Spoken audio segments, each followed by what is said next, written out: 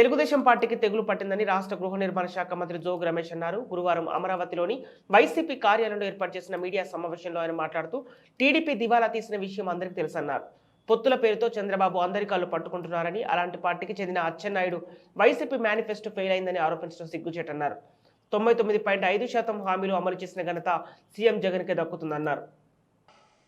ముఖ్యమంత్రి అయిన తర్వాత 2014 నుంచి 2019 నుంచి ఇప్పటి వరకు అంటే 4 సంవత్సరాల కాలంలో ఏం చేశామో దమ్ముగా ధైర్యంగా గడపకెళ్ళాం.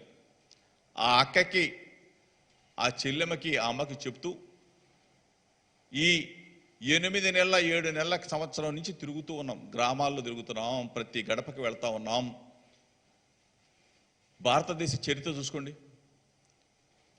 జాతీయ పార్టీలు ఉంటాయి, ప్రాంతీయ పార్టీలు ఉంటాయి. 28 రాష్ట్రాల్లో చాలా మంది ముఖ్యమంత్రులు ఉంటారు. కానీ చరిత్ర పుటల్లో ఏ శాసనసభ్యుడైనా ప్రతి గడపకి కూడా వెళ్ళి ఎన్నికలైన తర్వాత ఇదిగో అమ్మా, ఇదిగో మన జగనన్న నీ ఇంటికి పంపించాడు, ఇదిగో అమ్మఒడి, ఇదిగో చెయ్యొత్తు, ఇదిగో ఆసరా, ఇదిగో కాపు నేస్తం, ఇదిగో పెన్షన్, ఇదిగో ఇళ్ల స్థలం ఇచ్చాం, ఇల్లు కట్టించాం, పిల్లలకి చదువులు చెప్పించాం.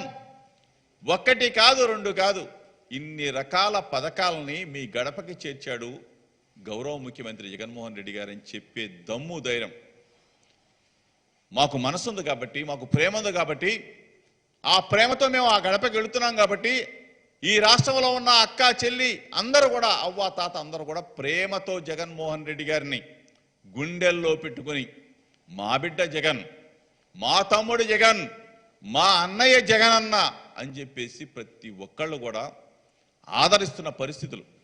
ఈరోజు తగుదునమ్మా అంటూ 85% ఫెయిల్ అని చెప్పావే, రమ్మని అడుగుతా ఉన్నా. ఎక్కడికి రమ్మంటావు చెప్పమని అడుగుతా ఉన్నా. మీలాగా మోసం చేయటం కాదు, మీలాగా మేనిఫెస్టోని తీసి దిండు కింద పెట్టుకొని పడుకోవటం కాదు, మీలాగా మేనిఫెస్టోని చించి సంకలో పెట్టుకోవటం కాదు, మీలాగా మేనిఫెస్టోని తీసుకెళ్ళి పచారీ కుట్టులు అమ్ముకోవటం కాదు, పొట్లాలు కట్టుకోవడం కాదు, శనక్కాయల వాళ్ళకి ఇచ్చి శనక్కాయలు పార్సిల్ చేసుకోవడం కాదు.